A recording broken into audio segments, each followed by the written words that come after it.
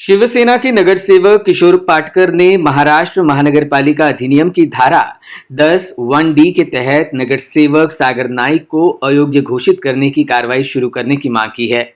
आयुक्त को दिए गए निवेदन में सिबिरी बेलापुर पुलिस थाने में दर्ज CR नंबर 0170/2026 का उल्लेख किया गया है।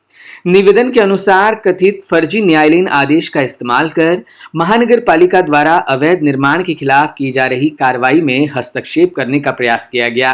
पाटकर ने मांग की है कि पूरे मामले की निष्पक्ष जांच कर संबंधित कानूनी प्रावधानों के अनुसार नगर सेवक सागर नाइक के खिलाफ अयोग्यता की कार्रवाई शुरू की जाए। फिलहाल यह मामला जांच के अधीन है और इस संबंध में कोई अंतिम निष्कर्ष सामने नहीं आया है। आरोपों की आधिकारिक पुष्टि या न्यायिक निर्णय अभी शेष है। बघा, माझं जी मागणी आहे ती कायद्याला BPMC ऍक्टला धरून आहे आणि खूप सिंपल आहे। महाराष्ट्र महानगरपालिका अधिनियमाप्रमाणे आहे। जर एखादा सेटिंग नगरसेवक कोणतंही अनधिकृत बांधकाम वाचवण्याचा प्रयत्न करतो किंवा ते वाचवा असं लेखी कळवतो तरी तो अपात्र ठरतो। मी आयुक्तांना मागणी केलेली आहे का तो जो नंबर आहे तो आम्हाला दिसतोय ट्रू कॉलर वरती, तो सागर नाईक यांचा नंबर आहे। सागर नाईकाचं नाव येते आणि त्यांनी तुम्हाला मेसेज केला होता, हे समोरासमोर दिसते, तो नंबर टाकला काय तर त्यांनी त्यांची डिस्क्वालिफिकेशनची प्रोसेस चालू करावी अशी माझी मागणी केलेली आहे। माझी मागणी खूप सिंपल आहे, न्याय सर्वांना सारखा मिळाला पाहिजे आणि हे प्रकरण अख्ख्या देशात घडलेलं एकदम युनिक प्रकरण आहे।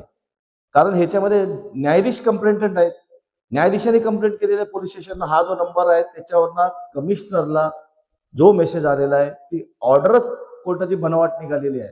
प्रकरण अत्यंत गंभीर आहे। कमिशनरनी ह्याच्यात अजिबात गळचेपी धोरण घेतलं नाही पाहिजे।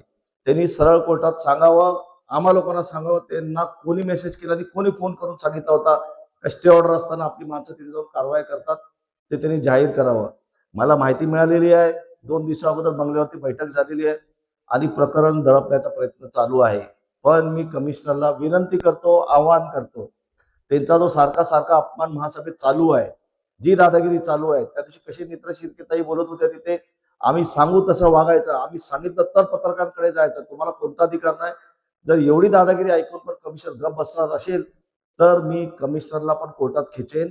मी पोलिसांना देखील विनंती करतोय, तो पावशे बिल्डर, तो जो एजंट कुंभार सर्वीकडे फिरतात आहे, आम्हाला सर्वीकडे दिसतात आहे ते लोक, त्यांच्या आम्हाला लोक सांगतात आहे अजून कोणाला अटक झालेली नाही।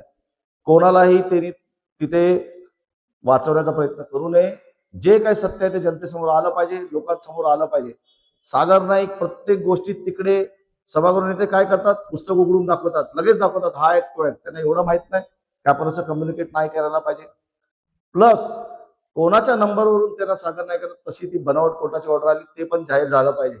हे काय खाजगी प्रकरण नाही, खाजगी असता मी गप बसलो असतो। ते सभागृह नेते आहेत, त्याची जबाबदारी आहे। मी इकडे तर आवाज उठवणारच आहे, मी सभागृहात पण बोलणार आहे। मी अजिबात गप बसणार नाही। डिस्क्वालिफिकेशन करायला मी हायकोर्टात जाणार आणि मी ते 100% करणार। Bureau input EW network.